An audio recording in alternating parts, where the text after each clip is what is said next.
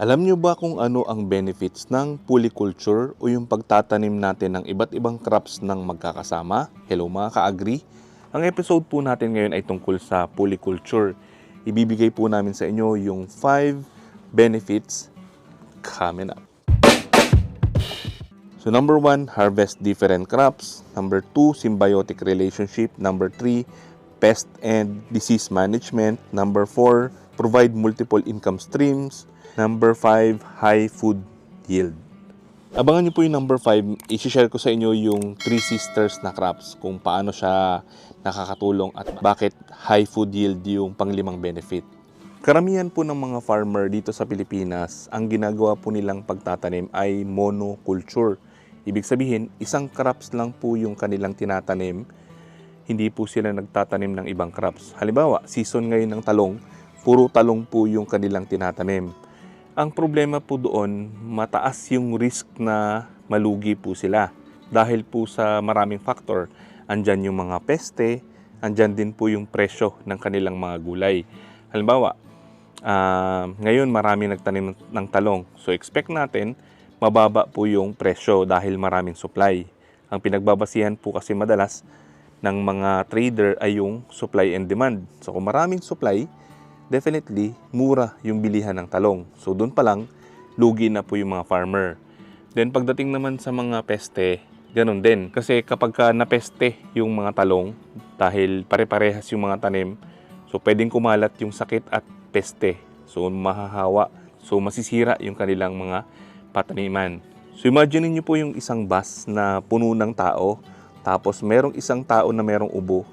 So yung ubo na yon pwedeng makahawa hanggang sa lahat ng mga pasahero magkasakit. So ganoon din po sa mga tanim, sa mga crops. So kapag pare-parehas, pwedeng magkahawa-hawa at wala na pong kikitain yung ating mga farmer. So ang nangyayari po doon, bubombahin nila ng mga pesticide, insecticide, fungicide para po makasurvive yung kanilang mga tanim. So magastos na po yun sa part ng farmer, kaya lumiliit yung kanyang profit. Sa isang banda, advantage din yun sa mga farmer kasi kung yun talaga yung kanyang specialty, madali sa kanyang magtanim ng ganong klaseng crops. Kasi pare-parehas po yung management na ibibigay niya dun sa kanyang mga tanim compared sa iba't ibang klase ng mga crops. Pero actually, kung maintindihan po natin yung pangailangan ng mga halaman, napakadali lang po magtanim kahit iba-ibang mga crops na yan. Nung nagsimula po ako, wala din akong ganon kalalim na knowledge sa pagtatanim. Pero dahil po sa pag-aaral, sa experience, sa mga natutunan ko rin sa ibang mga farmer, na-improve ko po yung skills ko, yung knowledge sa pagtatanim. Sa polyculture naman, iba-ibang crops yung itatanim natin sa ating area. So nakakatulong to para ma-achieve natin yung economic sustainable agriculture. Number 1 benefit, makakapag-harvest tayo ng iba't ibang crops. Yun po yung kagandahan niya. Kung kayo po ay nagba-backyard, talagang ma-appreciate nyo po yung polyculture. Kasi meron kayong tanim na ampalaya, meron kayong tanim na kamatis, sili, okra, talong, at iba pang mga crops na lagi nyo pong magagamit sa pagluluto. So beneficial siya kasi marami kang choices na gulay. Tapos kung yung mga gusto mong kainin, itatanim mo lang sa inyong bakuran at meron ka ng maha-harvest. Number 2 benefit ay yung symbiotic relationship. So yung mga crops na yan, nagtutulungan po sila para makasurvive sila. Kumbaga, mas mataas po yung kanilang survivability compared sa monocropping na isang klase lang ng crops. Tulad po dito sa itong side na to ng aking garden, ito po yung munggo. So halos patapos na yung kanyang season, kaya na medyo naubos na yung mga dahon. Ito, papakita ko po sa inyo. Ito yung ilalim ng aking munggo. Yung lupa kulay itim. Hindi siya malagkit na putik compared po dito sa walang mga crops. So hindi rin siya tinubuan ng damo dahil itong munggo nagsilbing cover crop.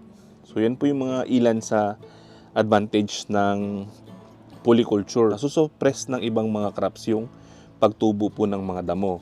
Tapos itong mga munggo ay nagpapaganda rin ng lupa dahil sila po yung may kakayahan na mag-imbak ng nitrogen dyan sa lupa. Sila po yung tinatawag na legumes, mga nitrogen fixing plant.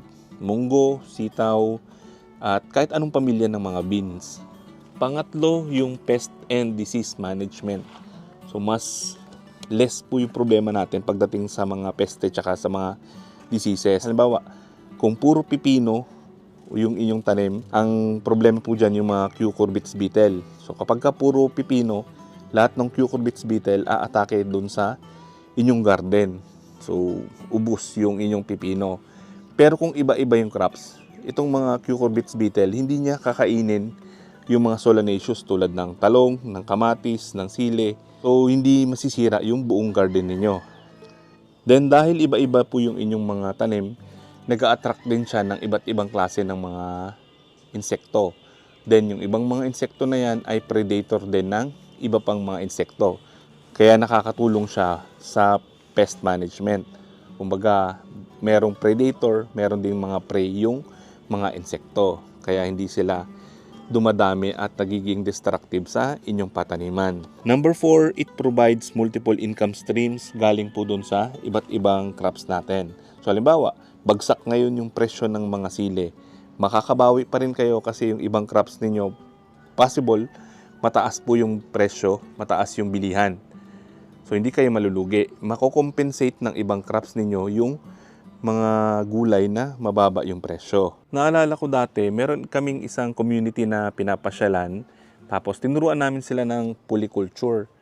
Nung nagsisimula kami magtanim, pinagtatawanan kami ng mga kapitbahay kasi nga yung garden daw ay chop suey, pakbet, kasi nga iba-iba yung mga crops. Pero nung nag-harvest na, doon po nila nakita kasi yung mga tinanim ng mga kapitbahay ay monoculture, isang crops lang, mababa yung bilihan. Pero dun sa tinuruan namin, nakabenta po sila ng maganda dahil iba-iba yung kanilang mga tinanim. Kumbaga, na-appreciate nila dahil ang ganda po nung result, ang ganda nung profit, kasi nga di tinamaan ng mababang presyo yung ibang mga tanim po nila.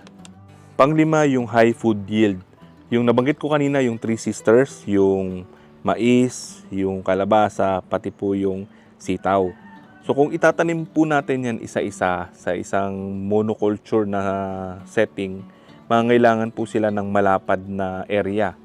No, yung mais kailangan malapad para marami tayong ma-harvest. Yung kalabasa ganun din kasi gumagapang siya. Tapos yung sitaw kailangan din ng balag. Pero sa polyculture, pwede natin silang ipagsama-sama. Meron po silang symbiotic relationship. Yung mais, magiging balag siya ng sitaw. So, hindi mo na kailangan mag-install ng balag dahil dyan na po gagapang yung inyong mga sitaw. Tapos, itong sitaw ay nitrogen fixing plant. So, napapataba niya po yung lupa, na ibabalik niya yung nutrients, particularly po yung nitrogen. Tapos, yung mais naman, sobrang takaw niyan sa nutrients. Kaya, kung yan lang yung tanim ninyo, kailangan marami kayong fertilizer na i-apply. So, dahil meron siyang sitaw, maliles yung inyong abono dahil pinapataba ng sitaw. Tapos yung kalabasa naman, siya naman yung gagapang dun sa mga pagitan ng mga tanim nyong mais. So maliles yung problema niyo sa mga damo. Kasi yung isa namang kalaban ng mga mais ay yung damo. So kapag ka maraming damo, masukal, maraming peste, tapos may kaagaw sa nutrients yung inyong mga mais. So dahil meron siyang kalabasa, so masusuppress niya yung damo, hindi siya tutubuan ng mga damo, kaya maganda yung tubo. So sa maliit na space, 3 crops yung maitatanim po natin. So instead na 1 hektarya lang ng mga mais, tapos 1 hektarya naman ng kalabasa, 1 hektarya din ng sitaw, so total 3 hektarya. Pero sa polyculture, 1 hektarya lang, 3 crops na yung pwede natin maitanim. So sana po nakatulong yung information na to. Sana tulungan nyo rin kami i-share yung mga information para makatulong po tayo sa iba. Maraming salamat po. Happy farming!